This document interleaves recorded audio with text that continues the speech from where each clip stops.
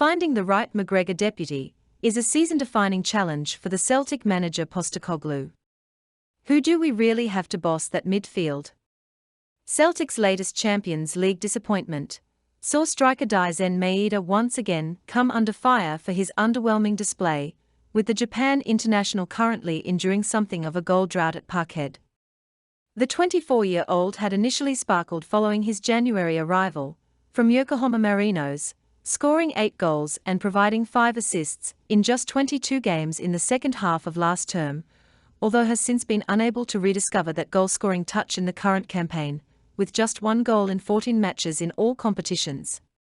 Celtic FC manager Ange Postecoglou noted after Tuesday's defeat to RB Leipzig that the Hoops can't simply just scrap the dynamic forward amid his current rut, although on recent evidence his prominent place in the side may well have to be reconsidered. The 8-cap marksman is certainly not the only figure to have underwhelmed in front of goal of late, with Postecoglou insisting that his side as a collective had paid the ultimate price for their profligacy by missing out on knockout stage progression, although the diminutive ace has certainly been a notable villain. Missed opportunities have been a recurring theme for the £3.15m rated man throughout his side's European campaign thus far, having squandered 3 big chances in just 4 outings. The Osaka-born menace notably failed to convert a gilt-edged opening on matchday 1 against holders Real Madrid, after failing to sort his feet out with the goal at his mercy, before again spurning the chance to score late on in the 1-1 draw with Shakhtar Donetsk. The most recent meeting at Parkhead against Marcos Rosa's side saw the explosive forward fail to convert a free header in just the opening few minutes, while also showing a lack of composure after the break after skewing his first-time effort wide. Although the 5'8" speedster offers a great deal to the side, with his relentless work ethic, having been dubbed a one-man closing down machine by ex-Boys striker Chris Sutton last season, his inability to couple that with that much-needed quality in the final third has been an obvious source of frustration, with the home crowd notably letting out an audible groan as the versatile wide man produced a dire cross-field ball in the second half on Tuesday.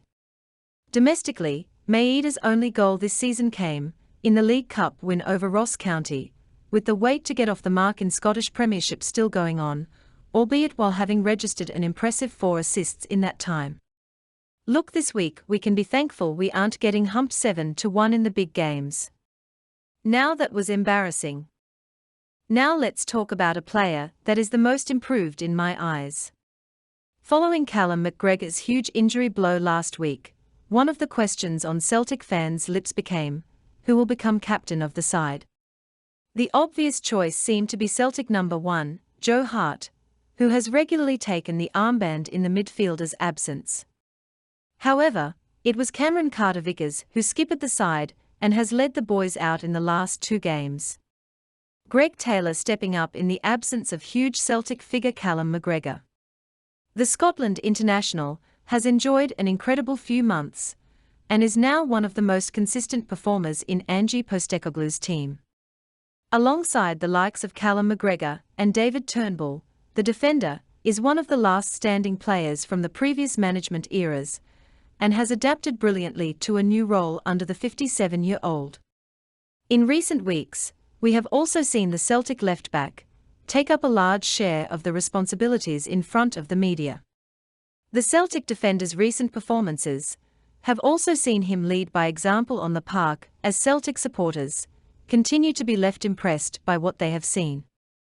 Whilst he might not be wearing the armband at this moment in time, Taylor could prove to be a big player for the side in McGregor's absence, as we go through a crucial period of games without our influential Celtic midfielder.